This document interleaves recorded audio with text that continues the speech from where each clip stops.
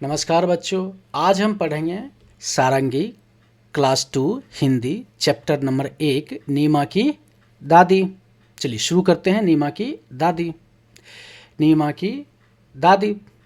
नीमा दोपहर में 2 बजे स्कूल से लौटती है। इस समय घर पर सिर्फ दादी होती है। वे कहीं नहीं आती जाती है। कभी बैठे बैठे सब्जी काट रही होती है। उनके घुटनों में दर्द रहता है, इसलिए कभी वे अपने घुटनों में तेल मल रही होती है। उन्हें नीमा का बहुत इंतज़ार होता है। नीमा रोज़ खाना खाते खाते स्कूल की बातें सुनाती है। किसे? दादी को। दादी भी उससे खूब बातें करती है। शाम को नीमा खेलने जाती है। एक दिन नीमा खेलने के लिए जाने लगी तो दादी बोली, नीमा थोड़ी देर बैठ जा।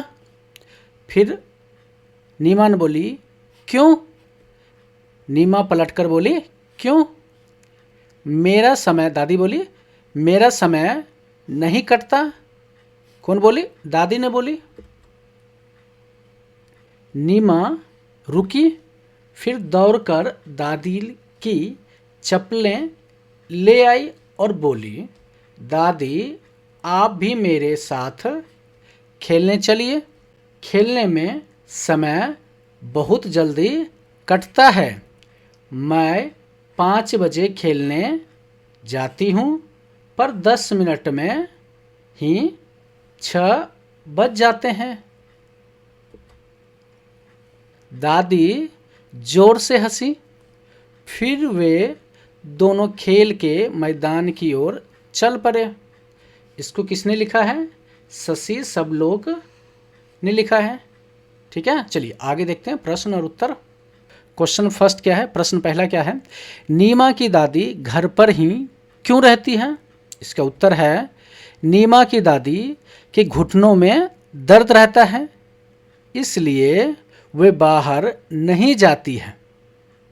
प्रश्न 2, मैदान में जाकर दादी ने क्या किया होगा?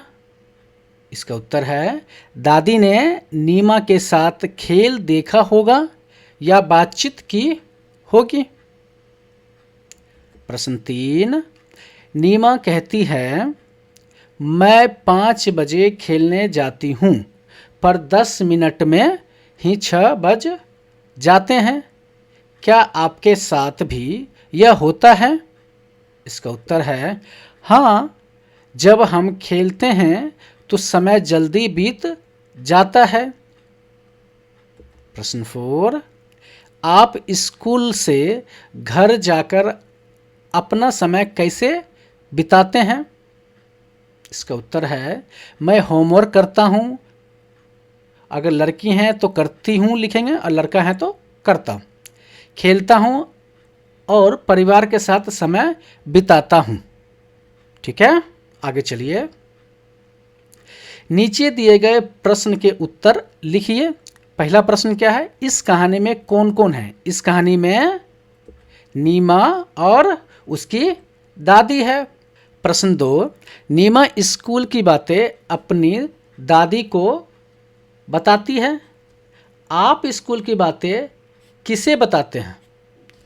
मैं अपनी स्कूल की बातें माता पिता या दादा दादी को बताती हूँ या बताता हूँ। ठीक है। प्रश्न 3, इस कहानी में नीमा और दादी हैं। 9 और 10 से शुरू होने वाले कुछ शब्द को सूची बनाएं। ठीक है, 9 वाले शब्द देख लेते हैं। नीमा, नदी, नमक, नल और नमस्ते। 2 वाले शब्द देख लेते हैं। दादी, दरवाज़ा, दाना, दिन और दोस्त। ठीक है, यहाँ तक समझ में आ गया। चलिए आगे चलते हैं। शब्दों का खेल। नीचे नीचे कुछ वर्ण और कुछ मात्राएं दी गई है, इन्हें जोड़कर अपने शब्द बनाइए और अपनी कॉपी में लिखिए। जैसे जम, राम, नम, पल, चल और मन, ये सारे जो शब्द हैं हमने इससे देख के बनाया है। ठीक है, और भी इसके साथ शब्द बन सकते हैं, जैसे बस, ठीक है, चाबी, चरखा, ठीक है, गुब्बारा या इसको लट्टो भी बोलते हैं, ठीक है, ताला, घर और झोपड़ी। तो ये शब्द भी बन जाएंगे इस सारे शब्द से। ठीक है, आप अपने कॉपी में ये सारे शब्द लिखिए। ठीक है, चलिए आगे चलते हैं। प्रश्न 2 क्या है? कुछ अक्षर टूट गए हैं, उन्हें लिखिए। इसमें से कुछ अक्षर गायब हैं, ये टूट गए हैं, उसको लिखना है। अ है, अ लिखा है, अ के बाद क्या आएगा? आ के बाद क्या आएगा? छोटी ई, और छोटी ई के बाद कौन सा अक्षर आएगा? बड़ी ई। बड़ी ई के बाद कौन सा अक्षर आएगा? छोटा ऊ। और छोटा ऊ के बाद कौन सा अक्षर आएगा? बड़ा ऊ। और बड़ा ऊ के बाद कौन सा अक्षर आएगा? री। री फॉर ऋषि। फिर री के बाद कौन सा अक्षर आएगा? ए। और ए के बाद ऐ। ए के बाद ओ। ओ के बाद औ। ठीक है, समझ में आ गया? चलिए आगे चलते हैं। प्रश्न 3, कहानी में इंतजार शब्द आया है।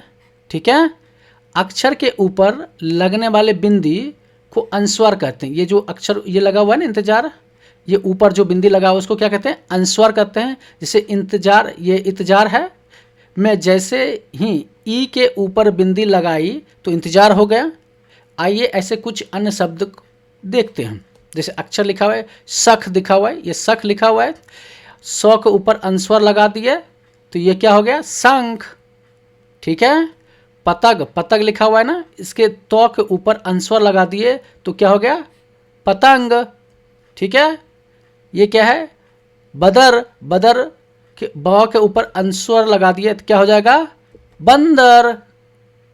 ठीक है, ये क्या है? मदिर, मदिर मौ के ऊपर अनुस्वार लगा दिए तो क्या हो जाएगा? मंदिर। ठीक है, अगूर, अगूर है ना, ओ के ऊपर अनुस्वार लगा दिया तो क्या हो जाएगा? अंगूर। ठीक है, चलिए आगे चलते हैं। वीडियो को लाइक करें, कमेंट करें, चैनल पर नए हैं तो सब्सक्राइब करें। वीडियो देखने के लिए आपको धन्यवाद।